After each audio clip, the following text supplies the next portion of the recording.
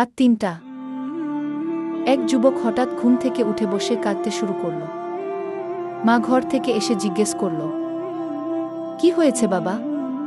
দুঃস্বপ্ন দেখেছিস? যুবক কাঁপা কাঁপা গলায় বলে, না আম্মু, এটা স্বপ্ন না, এটা আগুন ছিল।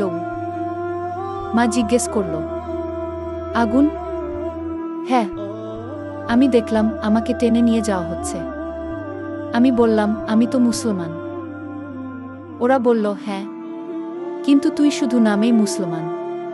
তোর নামাজ কোথায়? চোখের হায়া কোথায়? সময় কোথায় কুরআনের জন্য? যুবক হাউমাউ করে কাঁদে। আম্মু, আমার গায়ের চামড়া গলে যাচ্ছিল। আমি কেঁদে বলছিলাম, আল্লাহ, আর একবার সুযোগ দাও। মা জড়িয়ে ধরে, তোর এখনো সময় আছে বাবা, এখনো আল্লাহ ডেকে নিচ্ছেন গু। আমরা কি শিখলাম? আল্লাহ কখনো হুট করে মানুষকে জাহান্নাম দেখান না। কখনো কখনো সেটা তার রহমত হয়, যেন তুই ঘুম থেকে জেগে উঠিস, দুনিয়ার ঘুম থেকে।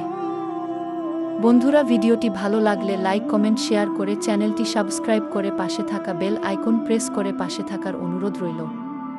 দেখা হচ্ছে নতুন কোনো ভিডিওতে। রাত